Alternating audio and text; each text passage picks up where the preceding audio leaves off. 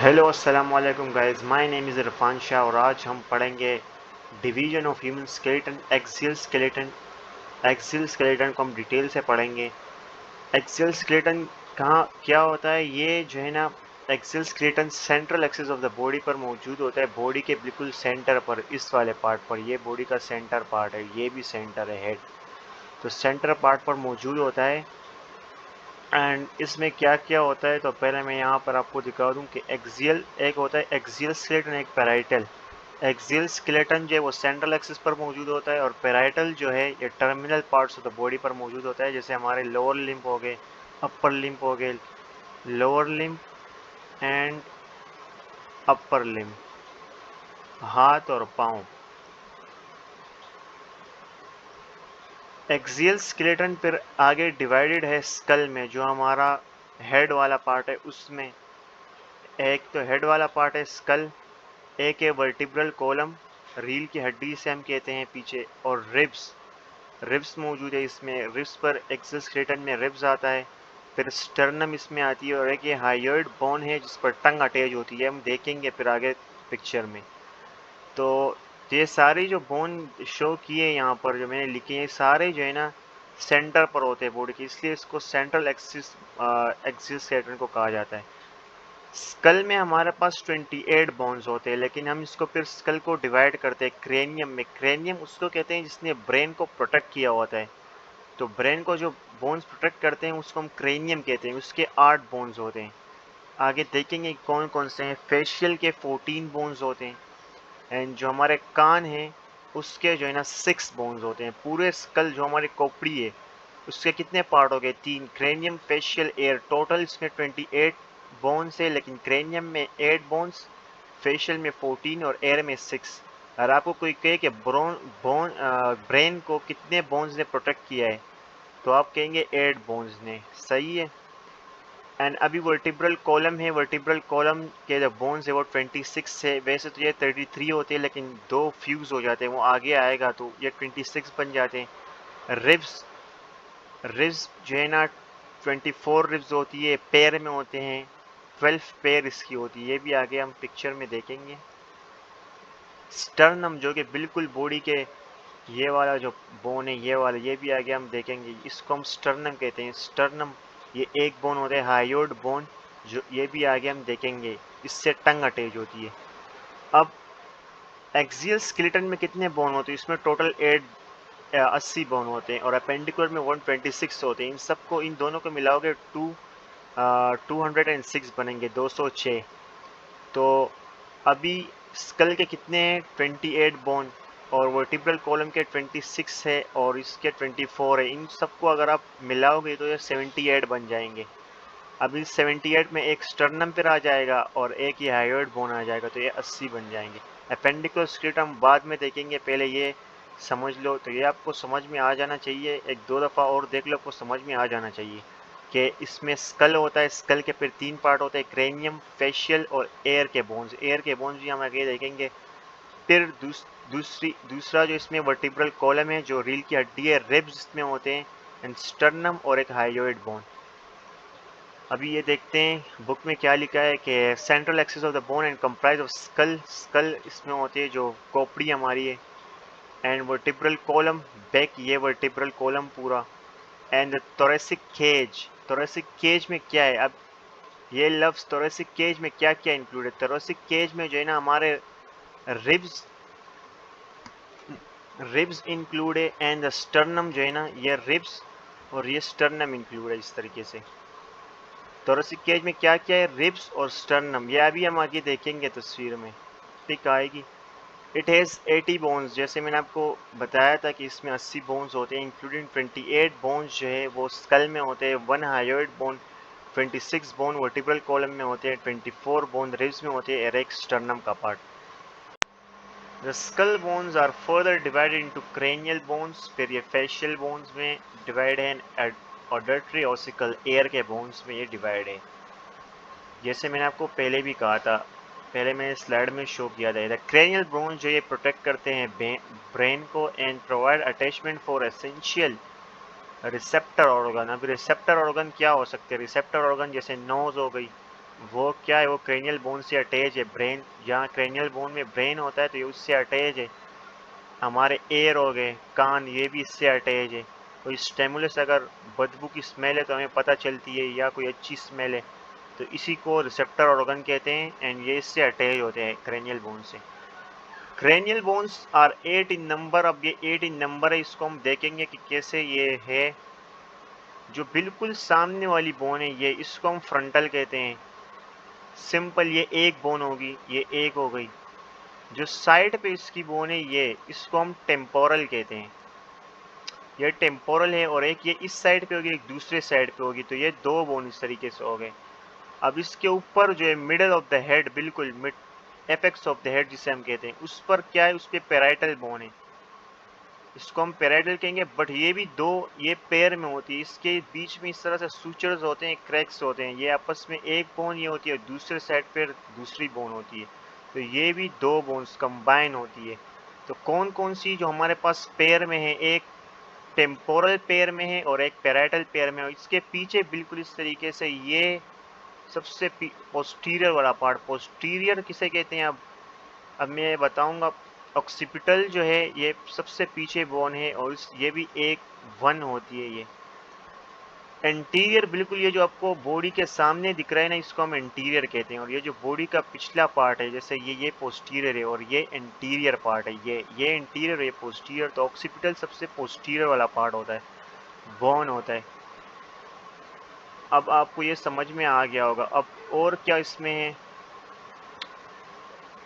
अब ये जूम करके देखते हैं, इसमें दो और बोन्स हैं। ये अगर आपको दिख रहा है, ये वाला बोन, इसको हम स्पिनोइड कहते हैं। ये भी एक होता है, पेयर में नहीं होता। अब ये दिख रहा है कि ये दो है, यहाँ पर भी और यहाँ पर भी है, बट ये पेयर में नहीं होते, ये एक होता है। ये एक किस तरीके से होता है, ये इस तरीके से होता है, ये पूरा एक स्पिनोइड बोन है। अब आप कहोगे तो बटरफ्लाई शेप जैसा होता है, इसी को स्पिनोइड कहते हैं। अब वो जो आपको दिख रहा था ना यहाँ पर, वो सिर्फ ये वाला पार्ट था, और, और दूसरी ये राइट साइड पर जो आपको दिख रहा था वो ये वाला पार्ट नहीं, लेफ्ट साइड में। तो इसीलिए ये बच्चे कंफ्यूज हो जाते हैं कि ये पेयर में नहीं है, पूरी एक बोन है। तो इसको हम क्या कहते हैं, स्पिनोइड भी एक में, पेयर में नहीं है। फिर अगर आप देखें यहाँ पर एथमोइड बोन, ये जो येलो में दिखाई गई, इसको हम एथमोइड बोन कहते हैं। जो नोस, अब ये भी दिख रहा है कि ये पेयर में होंगे, बट ये भी पेयर में नहीं होते, ये इस तरीके का बोन होता है। ये इसको थोड़ा इस तरीके का बोन होता है ये। इसमें बहुत साइनसेस होते हैं, तो कैविटीज़ इसमें बहुत होती हैं। ये भी, ये अब इस तरीके का, ये एक लेफ्ट साइड पे इसका, राइट साइड पे इसका पार्ट होता है, लेफ्ट साइड पे पार्ट होता है, तो ये पेयर में नहीं होता। सही में समझ गए, डायग्राम से आपको अच्छे समझ में आ गया होगा कि एक यहाँ पर जो है ना, ये पूरा एक बोन है इस तरीके से। अब यहाँ देखते हैं क्या लिखा है कि अब इसमें पेयर में कौन कौन सी बोन हो गई, पेयर में कौन कौन सी बोन है, पैराइटल पेयर में और टेम्पोरल पेयर में, और कोई भी पेयर में नहीं है। Two parietal, two temporal, one frontal हमने, और one occipital, one ethmoid, one sphenoid, easy हो गया।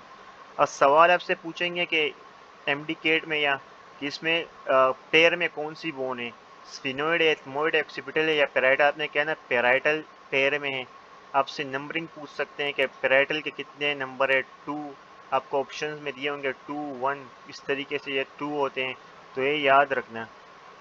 फेशियल बोन के बारे में इन्होंने कुछ खास नहीं लिखा, तो आप लोग भी इसको बस रीड कर लो, कि मैं आपको स्लाइड में दिखा दूंगा इसके पिक्स की। लेकिन ये 14 बोन इसमें होते हैं। फेशियल बोन सबको पता है क्या करते हैं, soft tissues of the face होते हैं, हेल्प इन ब्रीथिंग, ब्रीथिंग में मदद देते हैं, ईटिंग में मदद देते हैं, facial expression, speech and structure, ये सारा ईजी है। हम हंसते हैं तो फेशियल बोन की मदद से ही हंसते हैं। तो ये देखो ये कहाँ पर होगा, हाँ ये, जैसे ये हमारा जो चीक्स बोन है, इसमें कुछ ही याद कर लो, आपके डायग्राम, बुक की डायग्राम में भी यही दिया है। चीक्स, ये वाला जो बोन हो गया, ये इसको हम चीक्स बोन कहते हैं, ये इसको हम जायगोमेटिक बोन कहते हैं, चीक बोन। और ये मैक्सिला, नोज के बिल्कुल नीचे इसको मैक्सिला कहते हैं, और इसके बिल्कुल टीथ के बिल्कुल नीचे, इसको हम मैंडिबल कहते हैं। मैक्सिला जो है ना ये मूवेबल नहीं होता और मैंडिबल मूवेबल होता है। सही है, ये मूवेबल नहीं होता मैक्सिला, और मैंडिबल मूवेबल होता है। और इसमें कुछ ज़्यादा नहीं है, बस ये आप लोगों ने बस नहीं करना है, इन्होंने बहुत डिटेल में नहीं दिया। ऑडिटरी ओसिकल एयर के bone help in transmission of sound waves for external environment to inner ear. जो हमें साउंड आ रही है एयर की, अगर हम कोई बात करें तो साउंड आएगी और इंटरनल जाएगी ये। तो आउटर इन्वायरमेंट कम से मतलब आउटर इन्वायरमेंट क्या हो रहा है, आवाज़ तेज या रोए, तो इनर एयर को प्रोवाइड करेगा। Inner they are 6 in number, ये आर 6, ये जो है 6 होती है इन नंबर। 2 मेलियस, 2 स्ट्रेप्स और 2 इन इनकस बोन। तो ये भी हम दिखाता हूँ मैं, ये यहाँ होगी, ये रही है। अब ये मेलियस बोन है, ये अगर कोई आवाज़ आती है साउंड वेव्स, तो पहले ये मेलियस बोन है, ये इनकस बोन है और ये स्ट्रेप्स बोन है। 3 हो गई है, ये एक राइट साइड पे होगी और 3 बोन लेफ्ट साइड पे होगी, सिंपल। फिर दे आर इंक्लूडिंग, ये हो गया, a bone lies in between the skull and postcranial. Postcranial, अब ये ऊपर जो है ना इसको हम प्री क्रेनियल स्केलेटन कहते हैं, जो पहले है, प्री का मतलब पहले, और नीचे को हम पोस्ट्रेनियल स्ट्रक्चर कहते हैं।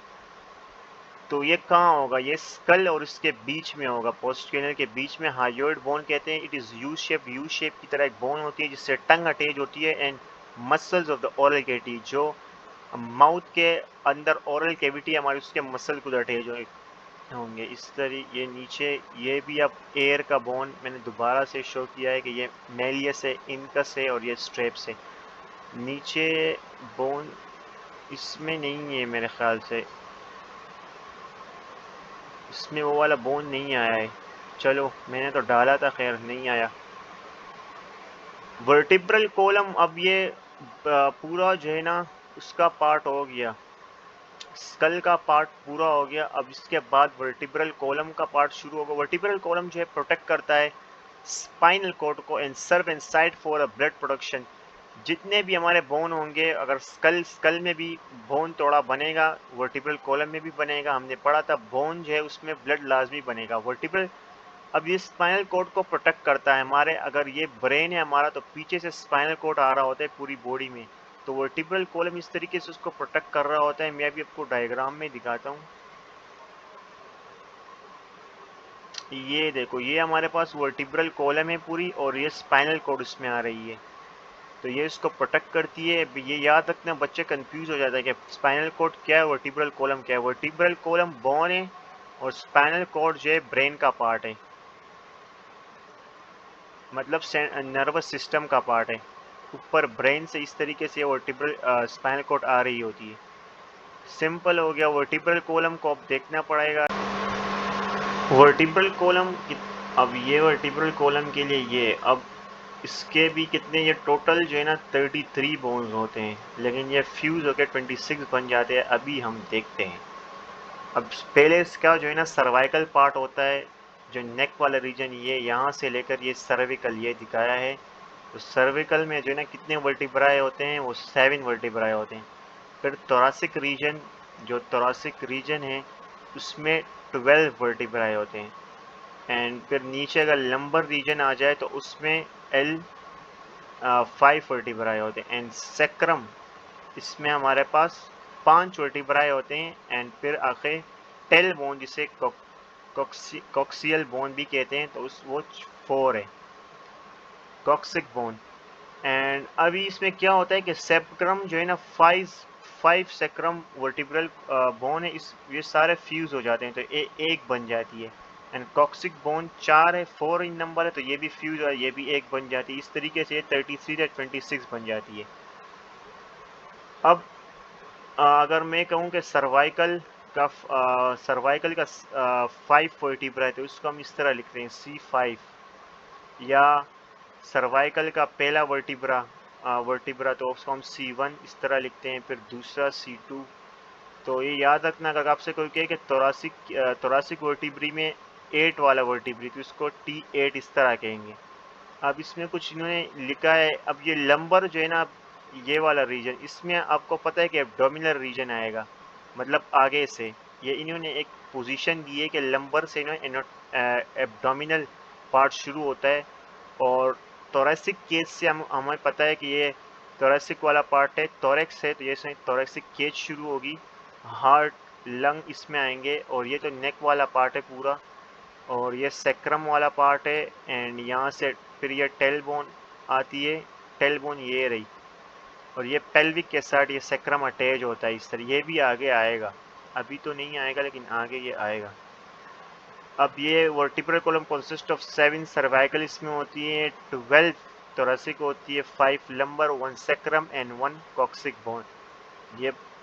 ये 5 होती है लेकिन फ्यूज होके 1 बन जाती है, ये 4 होती है लेकिन फ्यूज होके 1 बन जाती है।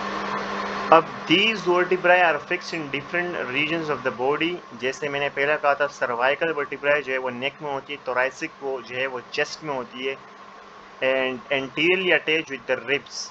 वे वर्टिब्राई जो है वे पहले बता देता हूँ कि एंटीरियर जो है ना वो front part of the body को कहते हैं, फ्रंटल पार्ट जो बिल्कुल आपके सामने बॉडी का पार्ट, जैसे हमारा फेस का फ्रंटल पार्ट आपके आईज हो गए वो आपके फ्रंटल पार्ट है तो वो एंटीरियर है।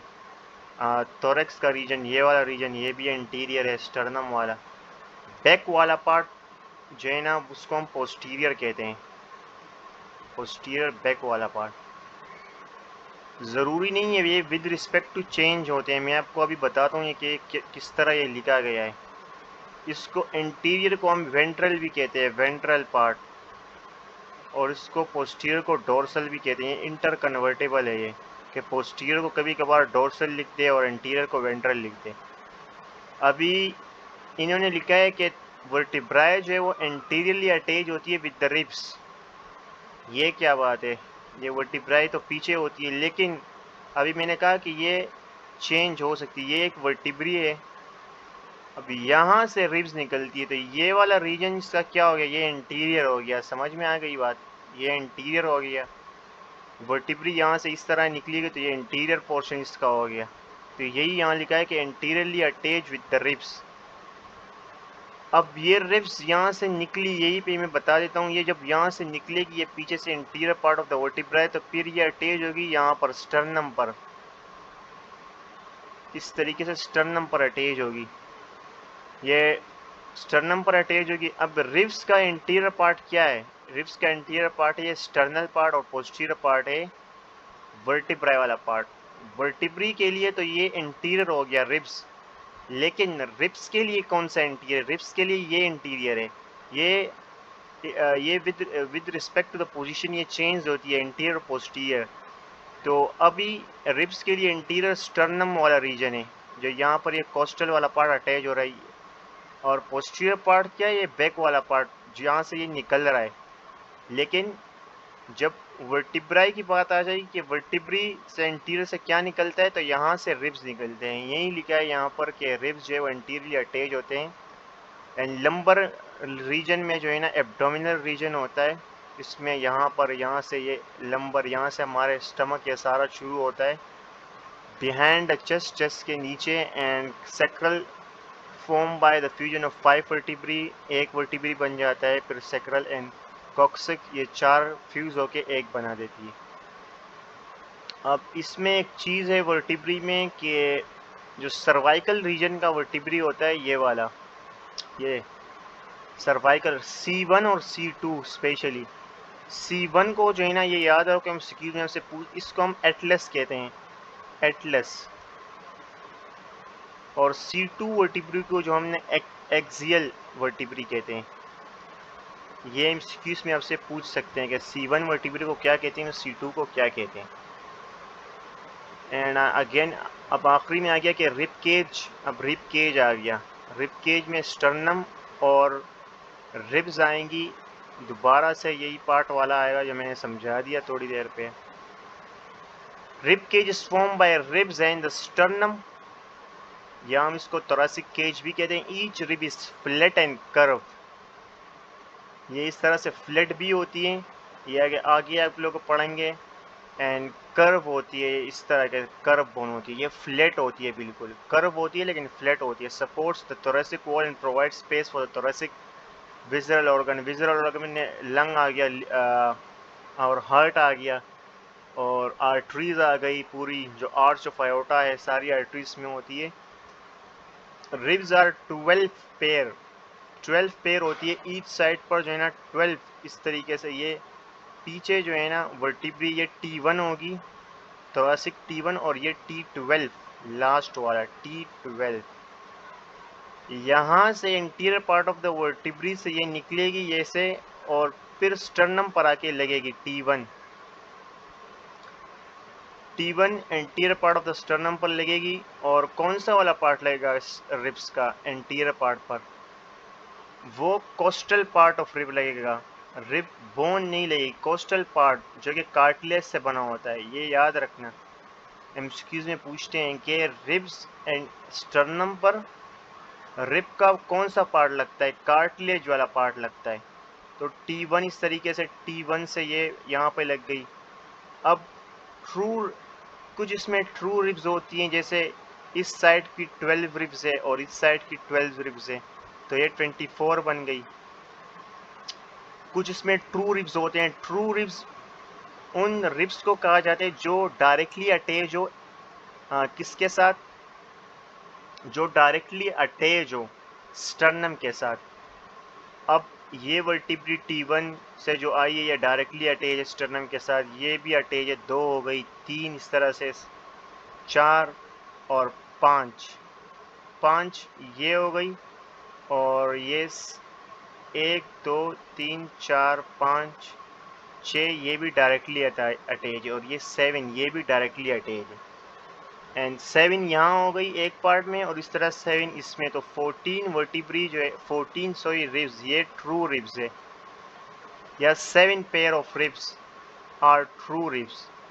फॉल्स रिब किसे कहते हैं? जो डायरेक्टली अटैच नहीं हो वर्टिब्री के साथ। वो कैसे अटैच होती है? अब ये 7, ये 8 रिब जो है वो इस तरह आएगी। सॉरी ये 7 है, ये कौन सी है? ये 7 थी। 1 2 3 4 5 6 7। अब ये 8 ट्रिप इस तरह आएगी, एंड ये अटैच होगी with the lower border of the costal cartilage of 7th rib. ये इसका लोअर बॉर्डर है, और ये इस पर लगेगा 7th रिब पर लगेगा, उससे कोस्टल वाले पार्ट पर। फिर 9th रिब आएगी, और वो उसके फिर 8 वाले के लोअर बॉर्डर पर इस तरह अटैच होगी, और 10th रिब फिर 9th वाले बॉर्डर के लोअर पार्ट। मतलब कि ये 7th रिब है, तो 8 आके इस पर लग गई, फिर 9 इस पर लग गई, फिर 10 इस पर लग गई, और आखिरी 2 रिब्स जो है ये यहाँ पर, ये सिर्फ पोस्टीरियर पार्ट में होते हैं, बैक में ये आगे नहीं आते। ये इस तरीके से ये शो किया गया, ये 11 और 12, इसमें भी, यहाँ पर भी 11 और 12 ये अटैच नहीं होती, ये कोस्टल पार्ट से अटैच नहीं होती। यहाँ 10 पार्ट ऑफ जो रिब है उससे ये अटैच नहीं होती। तो अब फॉल्स रिब्स हम किसे कहते हैं? फॉल्स रिब्स अब 7th 8th 9th और 10th 11 12 5, ये नहीं 7th नहीं 8th से शुरू होगी, 8 9 10 11 12 ये हमारे पास फॉल्स रिब्स हैं। अब फॉल्स रिब में भी इसकी कैटेगरी, इसमें एक कैटेगरी आती है फ्लोटिंग रिब्स। फ्लोटिंग रिब किसे कहते हैं? फ्लोटिंग रिब उसे कहते हैं, लफ्ज़ से पता ही लग रहा है कि फ्लोट कर रहा है।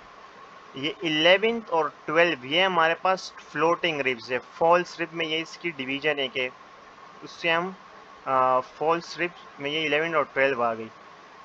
दोबारा से देखते हैं, ट्रू रिब्स किसे कहते हैं? जो डायरेक्टली अटैच हो विद द स्टर्नम, तो वो 7th रिब यहाँ की और 7th रिब यहाँ की, ये कितने हो गई? 14, या 7 पेयर ऑफ रिब्स जो है वो ट्रू रिब्स है। एंड 8 9 10th 11 एंड 12 5 यहाँ की और 5 यहाँ की, ये कितने हो गई? 10, 10 pair of ribs. 5 pair of ribs हमारे पास क्या है? False ribs. उसमें भी फिर क्या है? 5 पेयर ऑफ रिब्स हमारे पास फॉल्स रिब्स है। उसमें भी फिर 11 और 12 वो फ्लोटिंग रिब्स है। तो टोटल कितनी हो गई? अगर 14 जो है वो फॉल्स ट्रू रिब्स है, एंड 10 हमारे पास फॉल्स रिजेक्टेड 24 हो गई। 24 में बी 4 हमारे पास फ्लोटिंग रिब्स हो गई। ये नंबर याद रखना, 2 पेयर हमारे पास क्या हो गई, फ्लोटिंग 11th और 12th। ये T12 पे ख़त्म हो जाएगा। T1 से ये शुरू हुआ था, ये T1 से हर एक रिप की अपनी वर्टिब्री होगी। T1 रिप 1 की T1 होगी, इसी तरह रिप 2 की जो है ना T2 होगी। 12 रिब्स है तो उसकी 12 वर्टिब्री होगी, हर एक से कोरिस्पॉन्डिंग नंबर पर ऐसे निकलती जाएगी। अब ये क्या लिखा है, ribs are 12 pair, out of them first 7 pair जो है वो डायरेक्टली अटैच स्टर्नम से बाय कार्टिलेज, कोस्टल कार्टिलेज मैंने आपको बता दिया। आर ट्रू रिब्स हम कहते हैं। द रिमेनिंग 5 पेयर उसको हम फॉल्स रिब कहते हैं, due to their attachment to the sternum.